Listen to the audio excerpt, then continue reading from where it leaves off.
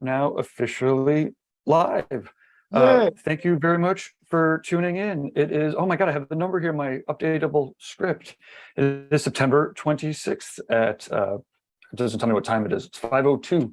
And you are watching, I almost have my script perfectly prepared by the AI ahead of me. This is Let's Talk Feelings with Robbie Ripoll. Please let us know if this is working for you in the comments, or maybe tag a friend who's interested in talking feelings and tattoos and art and all the craziness that goes along with it, or let us know where you're beaming in from, because I've got, 5 minutes of letting you know about the Reinventing Network and testing to make sure this is going out. And then I'll turn it over to Robbie. It is pretty exciting. We go out to, well, I'll tell you where we go out to. Let me just start it appropriately. This is where I'll click the button and we'll start here. So welcome to Guy Aitchison's Reinventing the Tattoo community, where tattooers, apprentices, collectors, and the curious are all encouraged to join into these live streams, to watch the replays, ultimately to share with each other, to catch up in real life, and create better art and tattoos. And sometimes that even means talking about feelings. We're beaming out nearly every day, I think 5 or 6 days a week, and with your help have evolved into a quality network of awesome on-demand and live tattoo and art shows. It's pretty crazy. Now, you could find Reinventing the Tattoo in either of the app stores, in Apple or Google. You could find Reinventing the Tattoo YouTube channel. You might be watching live on that right now. If you have a Roku, then you could be watching one of the replays on the Roku. There's a Reinventing the Tattoo Roku channel. I think there's like 12 to 15 channels going at any given time, 24/7, including a drunk critique channel. I think we might take that down at some point, but it's still up there now. And then as I was saying, or as I was going to say, we are going out automatically to all of the podcast places. So if you're a studio and you want to throw us on in the background, then sometimes it beats some of the other stuff you've been listening to on and on and on. And with like an hour or two a day of tattoo talk, there's always something, right? Anyways, no matter where you're watching from, live or on demand, or any of these channels, you could always find us, all the latest and greatest information, at reinventingthetattoo.com. I think I'm screen sharing right now, so this might be working out great. So yes, Guy Aitchison's Reinventing the Tattoo canon, as many people will talk about, is pivotal in learning how to, just think about tattoos, and it's pretty amazing. So you should definitely check it out. It's, like I said, should be essential reading. There are plenty of ways to try it out. There's, 2 or 3 full seminars and some exercises. If you come up here to free resources, it says free tattoo courses. We're not teaching how to tattoo for free online, of course. But there's some pretty amazing tattoo history. There's the Reinventing Communities, tattoo prehistory. So this is like Otzi and, all the academic scientists talking about, again, the prehistory of tattoos. You'll also find upcoming events. So this is actually where you can, I guess I have to, there we go. We'll zoom in on down. This is our event schedule and calendar. So if you're watching a replay, then you could find the upcoming shows. If you're watching now live, you can click on this Let's Talk About Feelings event. Look at that shit right there. Ooh, I just got 1 strike against us wherever they strike against us, but feel free to swear, everybody. We can do whatever we want. Not whatever we want. Point is, you can click artist zoom in here, and if I click it, I don't know, we might get some Inception-y stuff going on. So I'm not going to click it, but if you're an artist and you're cool and not going to be crazy, feel free to comply with our code of conduct and zoom in and talk about feelings with Robbie. We actually have a paint night with Renee coming up at 6 o'clock. So let me move this introduction along a little bit quicker. Okay, you could find all of those live shows that I guess I'm talking about now. We have Reinventing Drawing Groups on Sunday at 1 with Jason. There's Drawing for Tattooers with James Wisdom, the Tattoo Weekly. There's Reinventing Subscribers. There's Let's Talk Feelings with Robbie. This show tomorrow at 10. There's a show with Ricardo also. People get pretty talk about feelings there. There's the Tattoo Now show that I'm doing on Wednesdays, more soon. Tattoo Collecting 101 podcast is on Thursdays. Check out that schedule. Thank you very much to, rawpigments.co, an ink company that has acrylic-free inks that don't dry out I don't know if that's the reason why, but one way or another, they don't dry out and they are acrylic free. Rawpigments.co. Worldtattooevents.com is the largest, most comprehensive resource for tattoo events worldwide. There are tons of updating events and conventions are rescheduling. But check it out, World Tattoo Events. It's awesome. D-Lize Pro is known as Dermalize Worldwide. They are a healing wrap to help you protect your art. If you're still using saran wrap, which does not breathe, then you might check out a lot of the videos that the tattooers have online. Again, check it out. It's Dermalize Worldwide, D-Lize Pro in the United States, thanks to worldwide copyright stuff. Tattoo Now, I'm a computer geek. I do technology for tattooers, like a part-time CTO, Chief Technology Officer, for tattoo artists, studios, and supply companies that are supporting tattooers. And I've got some crazy techie shit going on. It's crazy. I haven't slept in months. I'm not going to sleep for another month. So yeah, if you're interested in any of that kind of stuff, I don't know, you can get a hold of me somehow, and then we'll do that. And then we cannot do any of this without Guy Aitchison, GuyAitchison.com, hyperspacestudios.com. Check it out. Guy's got his paintings. You can see some of his original art here. It's for sale. He's got books, the Biomech Encyclopedia here. So if you're into bio art, it's out of control, or even just abstract crazy art. Giger has pages in there and a short quotes, and I think Bernansky's estate. Okay. Positive reviews on the channels so that more people find out about us, all that kind of stuff. Constructive criticisms, management at Reinventing the Tattoo, and I guess we'll see. Yeah, I guess everyone's already beamed in here. So Dusty, feel free to take your unmute, or Amber unmute, or I guess maybe listen to Robbie because he's the host. I'm gonna be out of here now. Thanks everybody. Thanks Robbie. Thanks Gabe. And thank you Dusty. And good to see you again. So yeah, I'm here. Dusty's here. Amber's here. Glad to see you. So yeah, today I have no direction as usual, and I would love to hear if anyone has anything they need to drop on us. If not, I can find wonderful things to discuss because I have all the feelings in the world all the time. So Amber, you got anything you come to the table with today?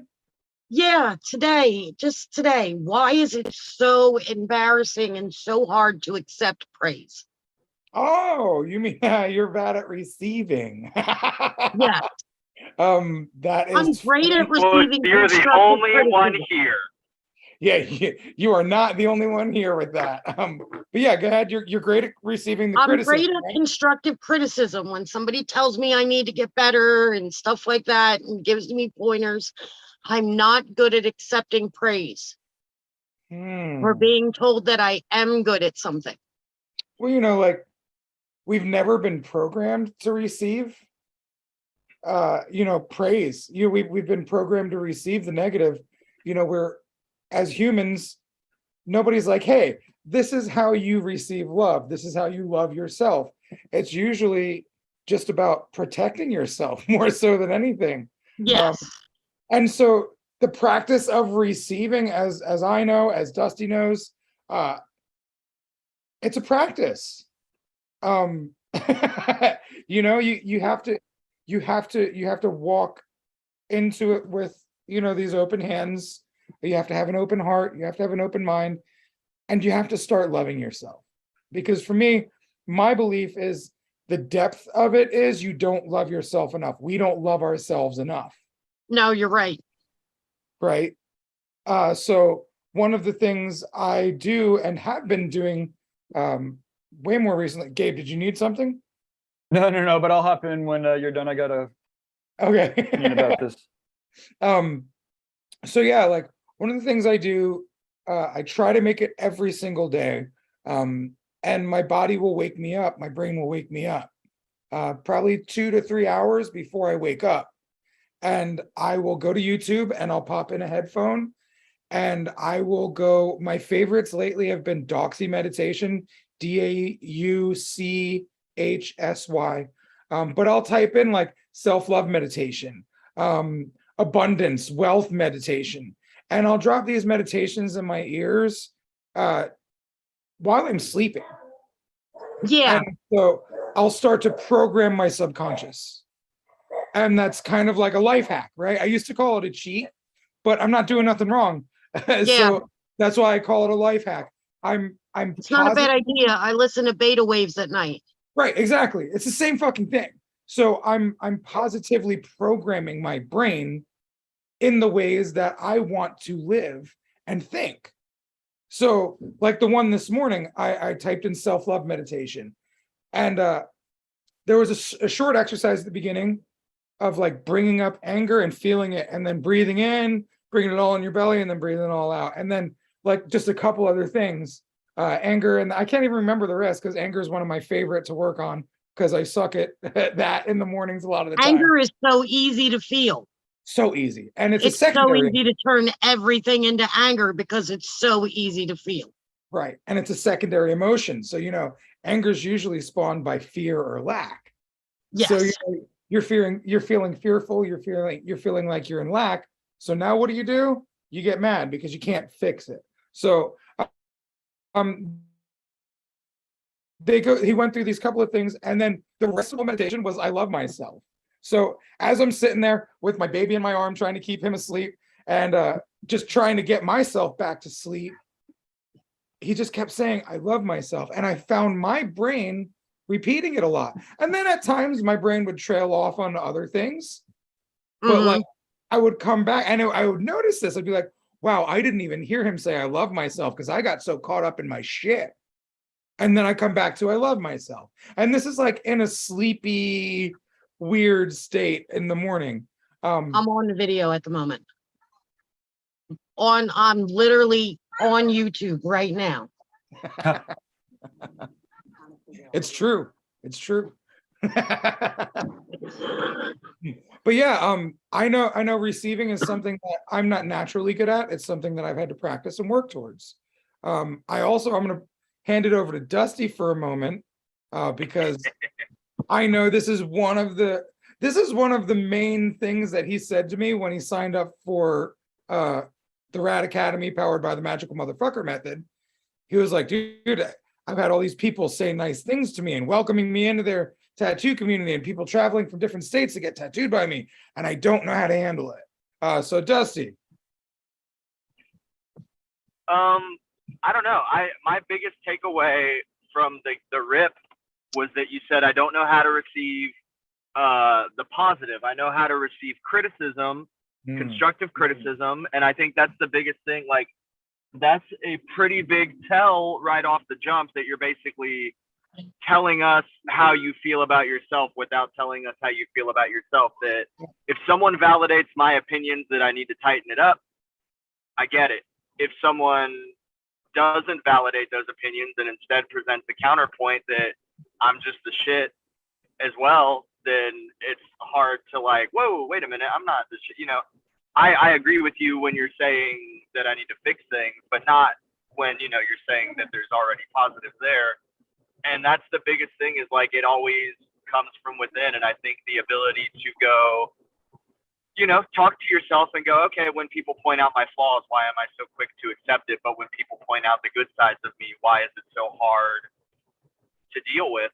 And you might come to terms with some things that maybe you don't like about yourself. Maybe you come to terms with some things that you value in other people that you don't realize that you do yourself, and you don't want to confront that.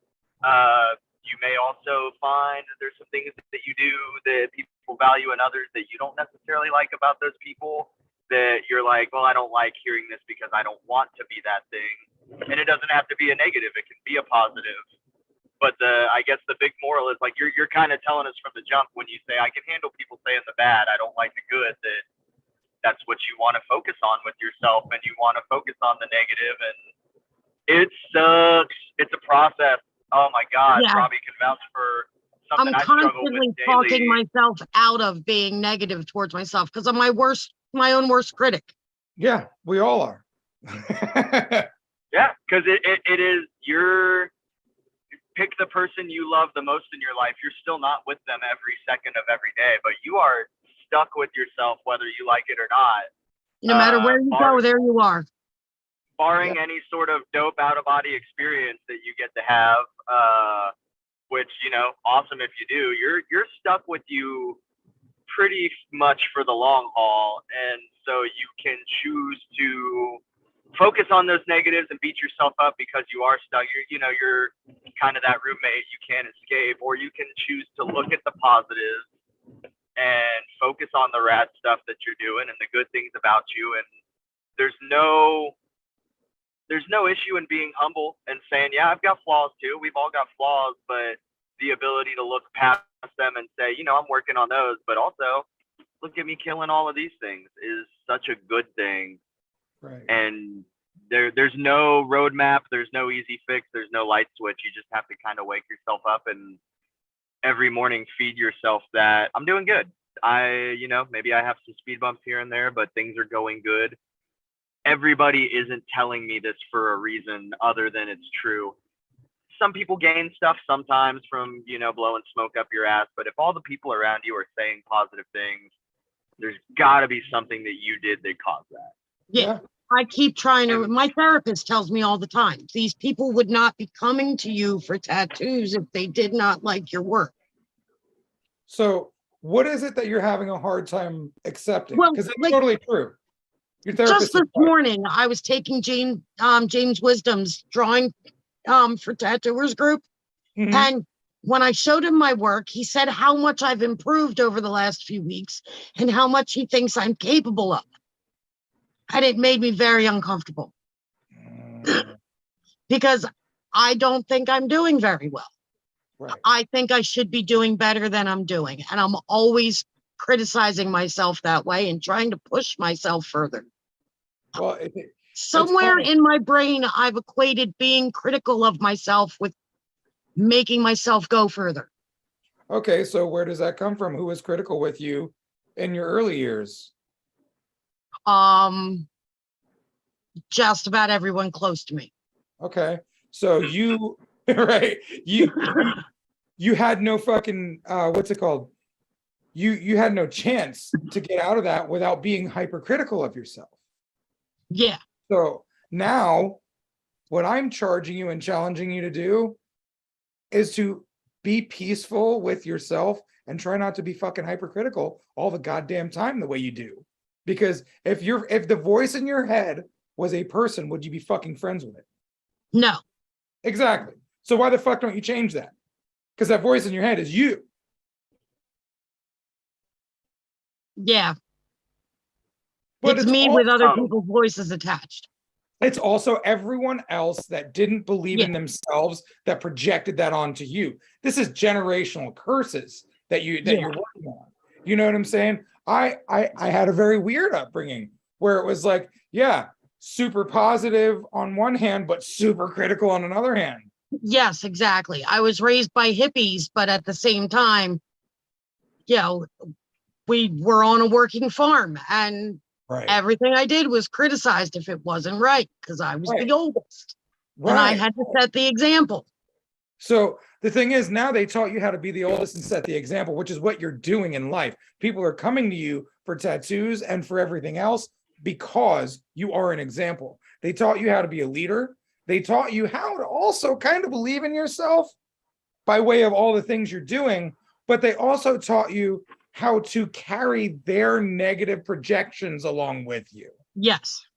And so that's why the binaural beats that you do, and the subconscious programming that I do, and the journaling, like when you start to unravel that ball of fuckery, it's it's stressful, but then it's powerful when you finally unravel it. Yes. So you're in the stressful part of the unraveling. You need to be able to see the forest through the trees. You need to know that you actually are progressing forward. And then you need to fucking have grace and compassion for yourself and be like, oh shit, I actually am doing a good job here. You hit the nail on the head, having compassion for myself. Right. Because I have empathy and compassion for others all the time, but I don't exercise that on myself much. Then fucking stop it. Now, that's a good idea. You just got a permission slip from me and Dusty and everyone else watching to stop your shit. You have permission to not fucking beat yourself up day in, day out, moment after moment, time after time, experience after experience. Because if you didn't do things well, you wouldn't be in the position you're at, right? You're right. But we believe the lie. And we talk about this in the Magical Motherfucker class all the time. The lie. We all believe the lie, the lies, all the lies that we've been told and told ourselves. Well, what's right next to, be in front of, around, hiding behind the lie is the fucking truth. Yes. And the truth is, when you first came on the show a few weeks ago, I was like, damn, I feel this woman. All right, cool beans. Like, I appreciated your energy. I appreciated you being here. So how many other people are you doing that to? And you don't even know it. And you don't even point. And you don't even take time to know it because you're so busy saying what a piece of shit loser XYZ about yourself you are. Yeah. That is the lie. So start defamiliarizing with the lie and start familiarizing yourself with the truth. And when the lie pops up, it doesn't even have to be an argument. It's just like, yeah, no, that ain't even real. Like that might have been a former me, that might have been a part of me, but that's not me. That's not my truth. That's not who I am. Yeah, that's where I'm working towards. And have grace and compassion for wherever you are with yourself in this journey. Because the hardest thing to do is have patience with ourselves. Yes. And I'm going to piggyback off of that because there was something specific you said, and Robbie just kind of hit the nail on the head of what I was going to say. Like, how long have you been tattooing for? About 5 years. Okay. So do you have photos of the first tattoos that you've done? I have the first tattoo I ever did right on my knee. Oh, perfect. That's easy then. And knee tattoos are horrible to do and to receive. So it's probably not the best tattoo you've ever done. Oh Look God, at the that blowout tattoo. term. It's so horrible. And look at photos of the last handfuls of tattoos that you did. Would you say, you can take self-emotion out of it and everything from a critical standpoint, would you say you've gotten better?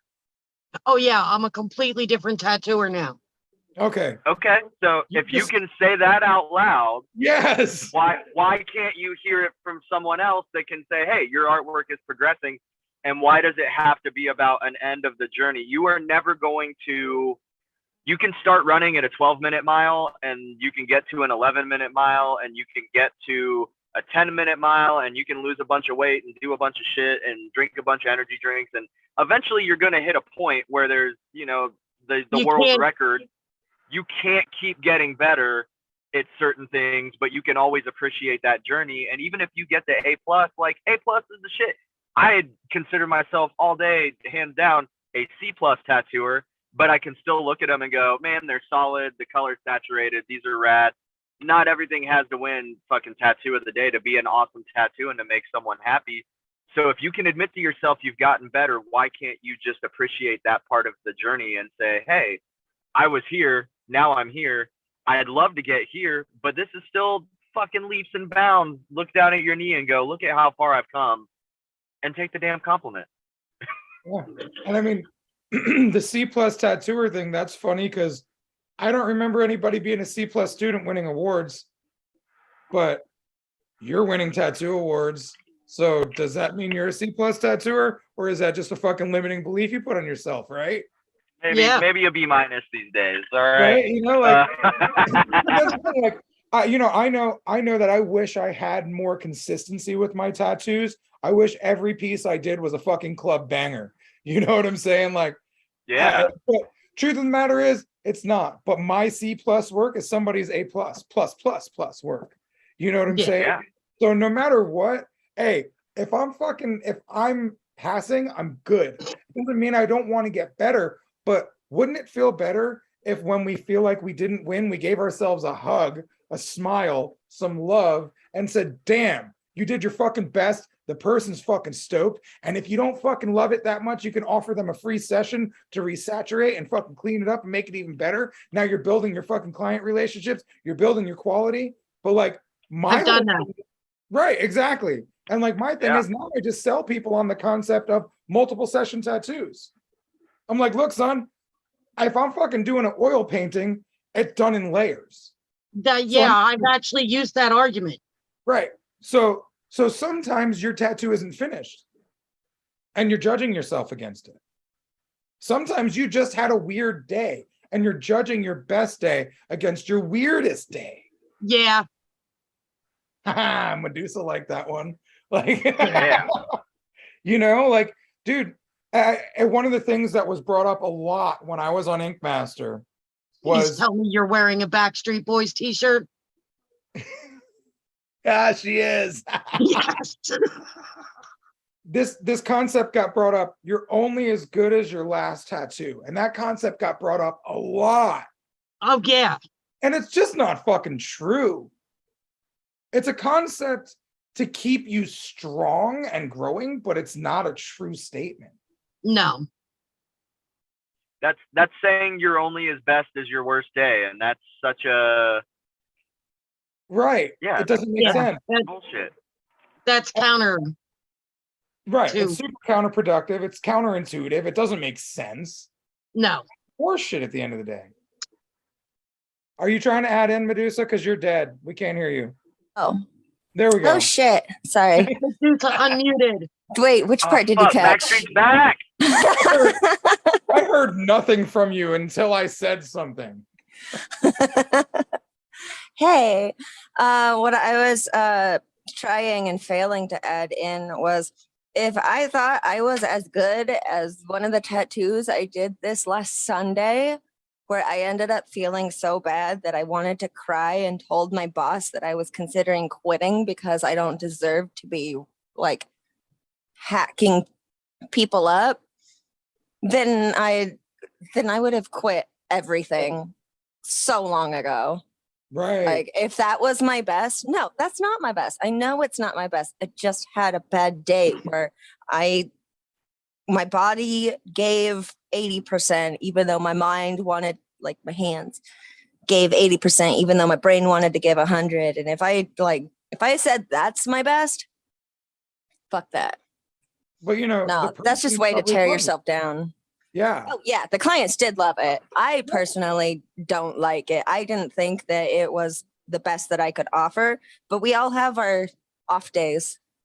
Yeah. And Do you have like a specific tattoo that you've done that when you go to like kind of sell yourself to people or do banners or do flyers that you're like, I love this tattoo so much? that's my pinnacle. Yeah. Mhm.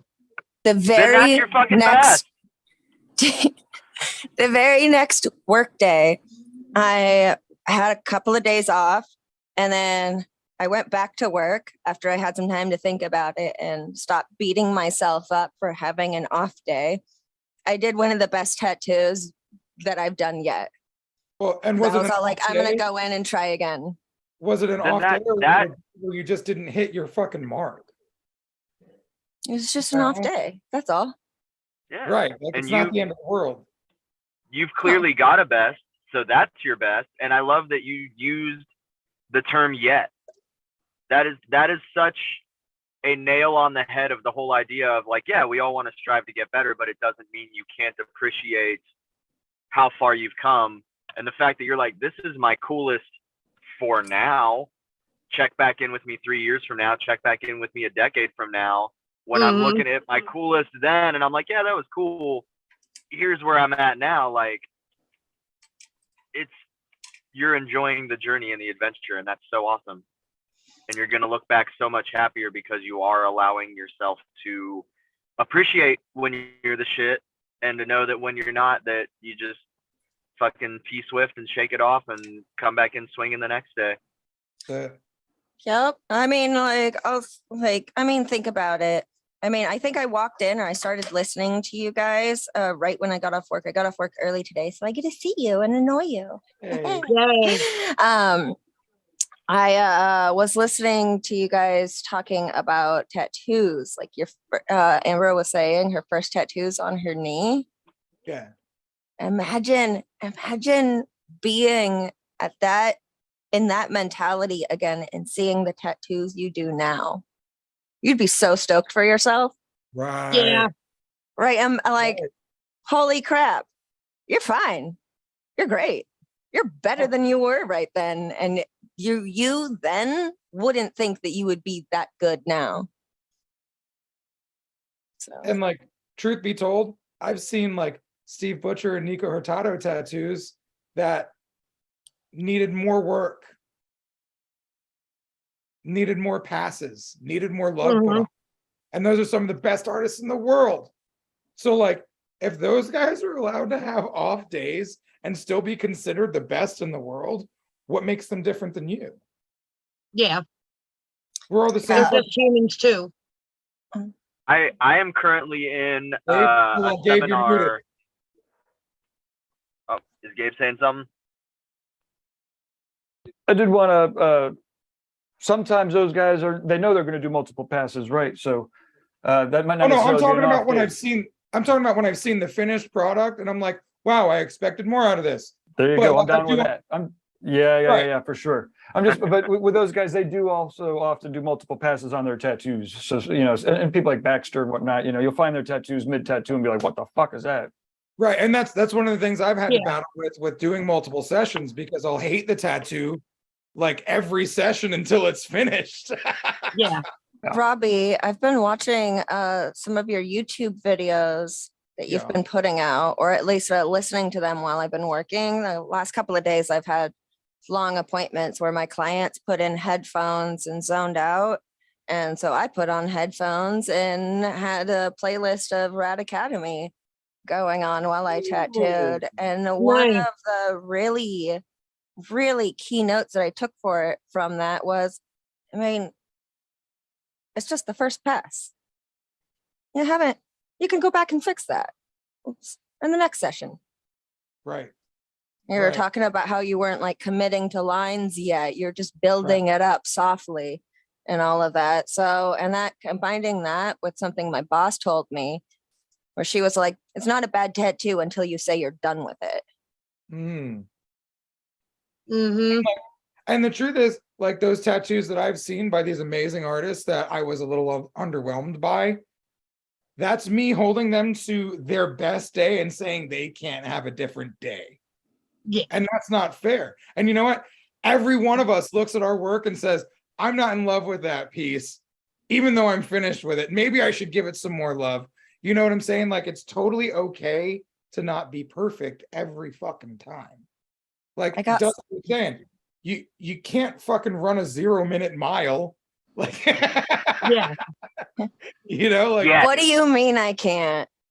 right.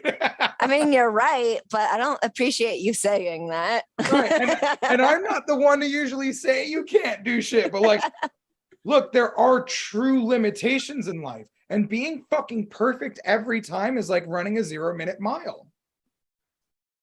It's not real. And if we hold ourselves to that, we're gonna be fucking trying to make something happen that can't happen. Just constant Wasn't it- disappointment. Yeah. Wasn't it Salvador Dali who said, don't fear perfection, you'll never reach it? I don't know if that's him who said it, but it's fucking amazing. Like, so on the concept of not being able to receive, I have a little story I like to tell. So I lost my leg, and Inked Mag did a video about the story of me losing my leg. And it was like 2 weeks or so after I had it chopped off. And it was still like football shaped, and it was still like healing, and I had it all wrapped up while I was doing this video, and I didn't even have a prosthetic or nothing. It was a weird time in my life. And so they did this, they sat me down in front of a screen, and I talked about my story. Now I was literally there in the room telling my story.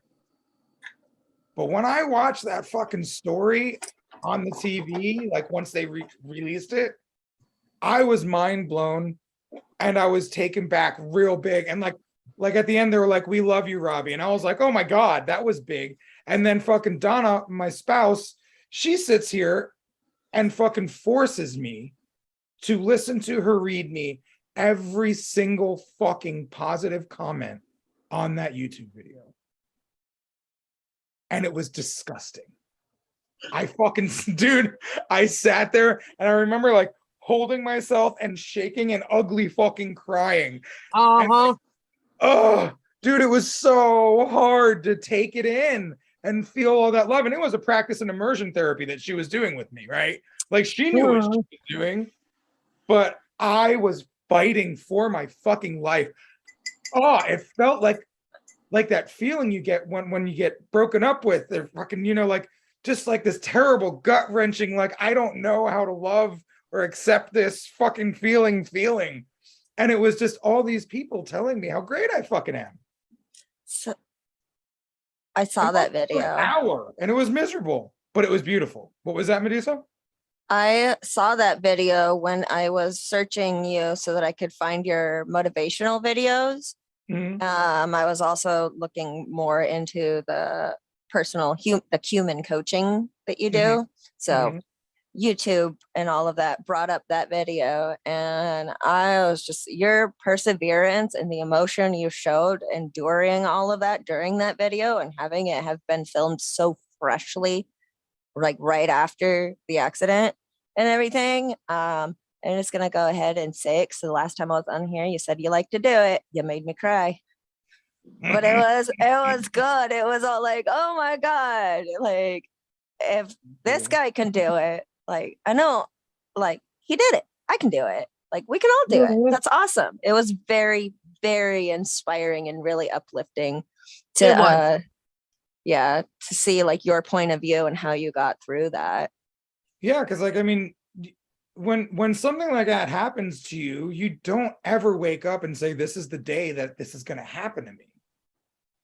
It's just one of those things that happens. And if you take it as a thing that happens and then you just continue to move forward, it's fucking beautiful. Like one of the doctors, I was like, doc, I'm having a bad fucking day.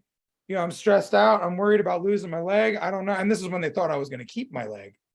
And I was like, I don't fucking know, man. Like this shit sucks. And she was like, I found you on the YouTube and I saw your rad movement stuff and it's really good stuff. Why don't you just be your own guru? There you go. Why don't you practice what you preach? No, and like that's the struggle of mine all the time. I gotta fucking walk the talk. But at the same time, if you want to have some sort of walk, you've got to fucking have some sort of talk that you're proud of. So like start your own fucking talk. Like self-healing, self-soothing, it's real shit. I'm teaching my baby right now how to self-soothe on a regular basis. And like, it's hard sometimes. But when you see him put his hand in his mouth and chewing on his fingers, and he's like, and he was crying a second ago, you're like, wow, that's great. He can actually get to this point.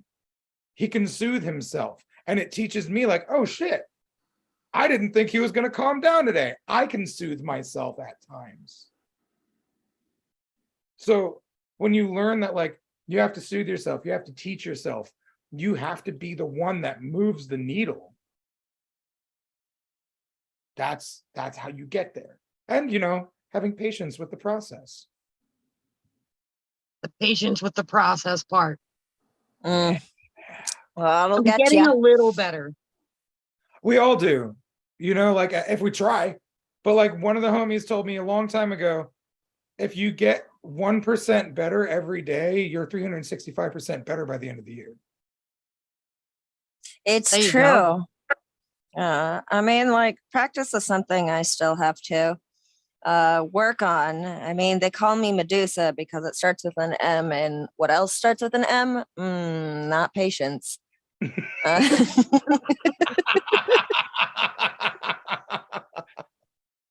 So, oh my God, I love that. I love that. But also baby steps. Baby steps is really, really good. I like what you're saying about the, like, if you try a little bit every day, you're a little bit better every day, Like, look at that painting. You started that thing a while ago and it just keeps progressing and it looks even better the more you go through it. I started oil painting for the first time like maybe 2 months ago. Okay. So yeah, and what I'm painting today is way better than what I painted 2 months ago. oh my goodness. And oh my gosh, I can't wait to be at the end of the year and see what I'm painting then. I got so much to look forward to. And I fast may not forward, have patience, but I get to look forward to something. right. And then fast forward Yeah. to 10 years from now. Look, baby steps. Not patient. Baby steps. Yeah. But with like he said, fast forward to 10 years, we're always practicing. You could be 85 and still painting, and you're still going to be practicing because the next one, hopefully, each time is going to be better. And we always stumble and fall a little bit, and a couple may not be your best you've ever done, like we were just talking about. If every tattoo was the best tattoo, eventually, yeah, you're going to hit that 0-minute mile. So like we're always practicing. It's never, there's always another game, there's always the next thing, but it is fun to think that, you know, you just shuddered. How old are you, Medusa? I'm 35. Are you fucking really? I thought you were like 22. I Okay. act like that. You look super young. If you Yeah, hopped on her, I was you're like, why she younger. got a backstreet? She doesn't know backstreet. Okay, even still, you're 35 and you're not afraid, but you definitely kind of like, oh, when he said think 10 years ahead, you're going to be 45. You're going to be barely halfway through life, if that. If it's scary to think of 10 years from now when you're 45, imagine when you're fucking 75 and killing paintings. Imagine with modern science and technology, imagine being 200 and still killing it at Dude. paintings. Like, it is such a far distance ahead. Don't be afraid of it. No, Just I'm think of, if this is where you're at now, don't be afraid of, oh, next year I'm going to be here. Oh, a year from now I might be there. When you're 50, you're going to be doing dope ass paintings. When you're 90, you're going to be doing dope ass paintings. It is such a long journey. So what I just thought of was when you mentioned, science and technology is always advancing. Hopefully we keep going forward and don't backtrack in that department. Imagine the new art, like stuff that'll come out. Imagine like in 40 years, fuck it, somebody can invent a new medium of paint that's gonna like blow everybody's minds, and you can be really good at that too. There's so much more shit that's gonna come out that we get to play with. Look at what they're doing with 3D printers. Yeah. Hell, I'm so glad that tattoo machines are like can be in pen shapes now versus when I got my first apprenticeship and my hand cramped and I was holding a rotary and I was like, I can't, it's heavy. Dude, I hate coils because they're like old Harleys. You got to tune them up all the time. You I do just have like to- fucking my brand new Hyundai machine that just rides. I respect somebody who can use a coil, tune a coil, learns their tool so well. But honestly, I don't want to be a mechanic. I just want to draw. I'm not a tinkerer. I'm a fucking artist, man. That takes away from the things I want to do. Yeah. And to each their own. Some people like it. I love those dudes. Yeah. I think it's fucking great. I have much respect for them and that part of their brain that taps into that. I do not dig the tinkering. Like, I've built a coil machine. I don't want to do it again. Right. Like I was working on my 59 Cadillac with my buddy the other day. And well, actually, when I say I was working on it, I was standing around asking questions, watching him work and trying to figure out what's going on. That's how I fix my motorcycle. Right. And the cool thing was we both realized it was the fuel pump, right? It's been months we've been trying to figure this out. And the mechanics I've been taking it to haven't figured it out and so on and so forth. And I was like, man, he's like, let's try the fuel pump. And I'm like, okay. When we fixed it with the fuel pump, I was like, man, I now want to learn how to fucking put my car together more because like I had this weird feeling that the fuel pump was an issue because I stopped hearing it. But like I didn't know enough to connect the dots. Yeah. But now I am excited about my car and about learning my car. Number one, I hate being fucking stranded and broken down on the side of the road and needing assistance and not being able to do that myself. So it's like, cool. Now I want to learn how to work on my car. I want to learn how to fix my car. I want to create a relationship with this car. So that way we can grow together and I can keep her on the road. But like it took me having a relationship with this car and hating fucking being broken down enough to actually want to learn how to fix motors. And not fix motors, fix my car's motor. That's all I care Specifically about that is my one. car. What's that? Just specifically that car. Right. And sometimes it takes something you're so in love with to fucking have you break into wanting to be a tinkerer with engines. Mm-hmm. Right? So it's weird how it comes to you, and it's weird when it does. At some point in time, I might turn into a coil guy that likes tuning machines. Probably not, but like. Now, I do have to interject. Something that you said that did make me laugh is that the fuel pump went out and you guys fixed the fuel pump and the car ran again. I love my Cheyenne. If something breaks, like, it's just buy a new car, which is why it was so funny that you said that, because literally sitting here next to me in my car is my little coil guy that I was like, I need to take it home and tune it up and get it ready, because I have been relying on my Cheyenne so much. And I had just like very comfortably patted it, and I was like, don't listen to him. It's okay. Right. And that's the thing, dude. Like, for me, I've got a lot of tens of thousands in that car. So Yeah. like I can't just buy a new one. It took me a fucking year to fucking, after I paid for it to show up at my house.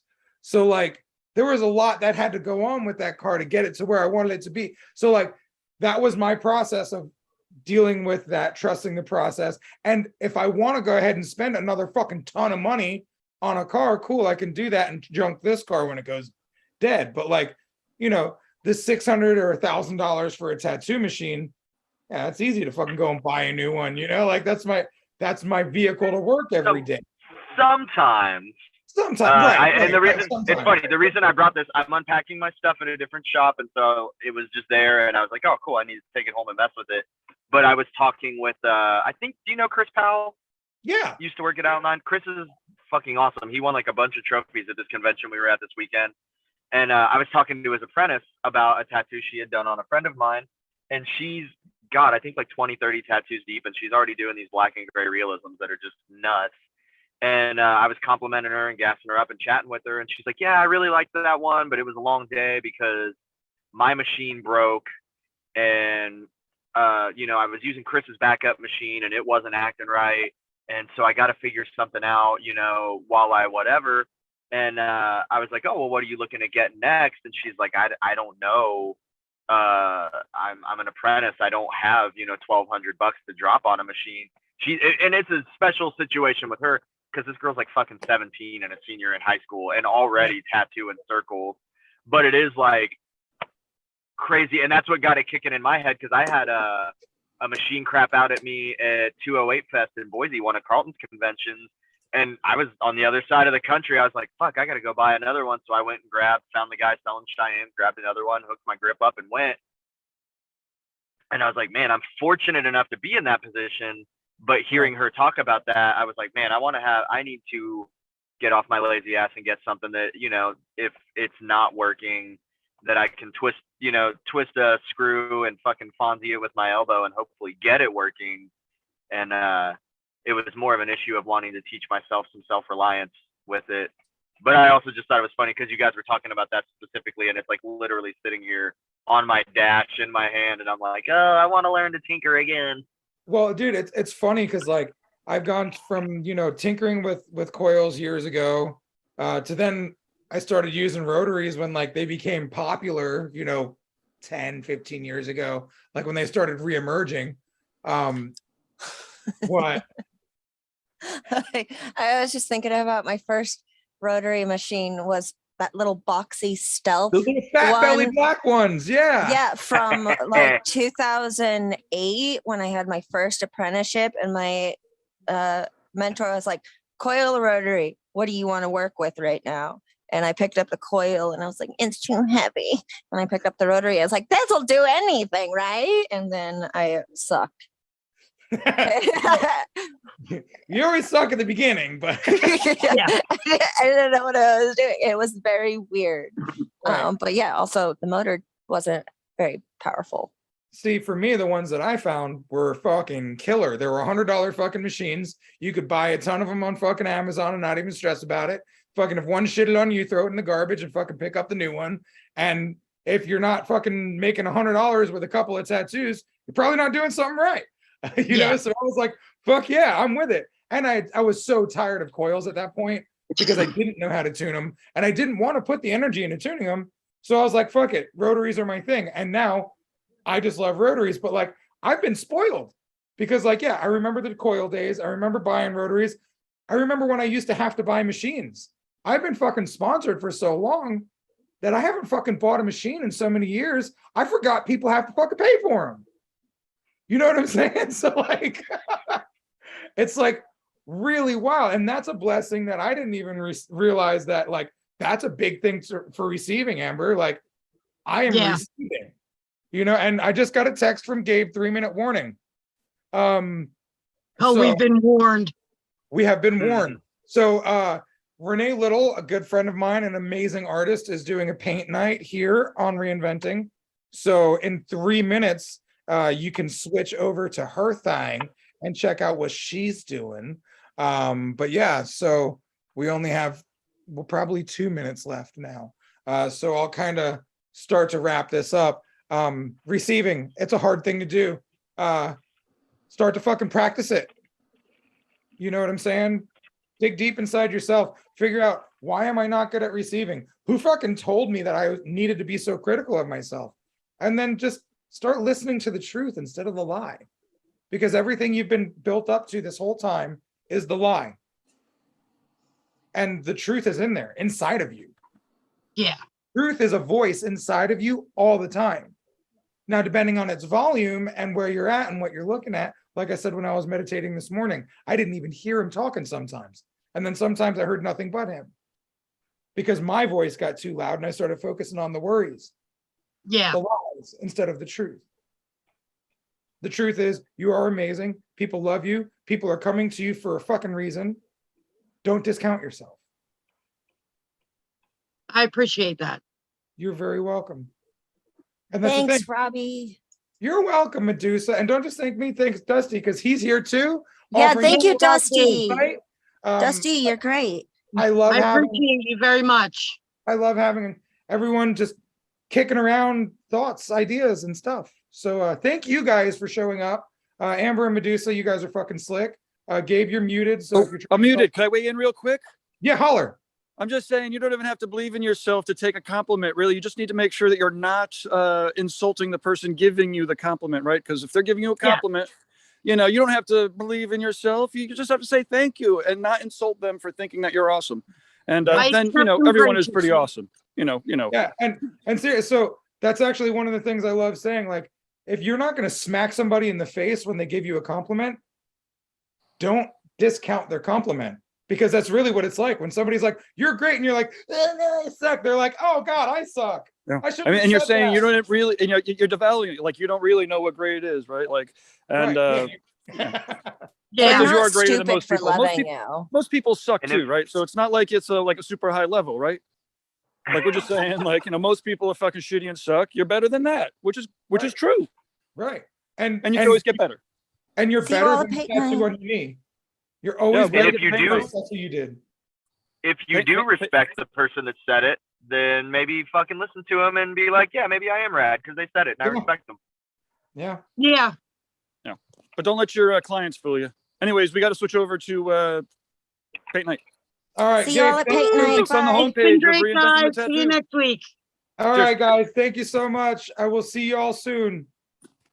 Love you. Bye.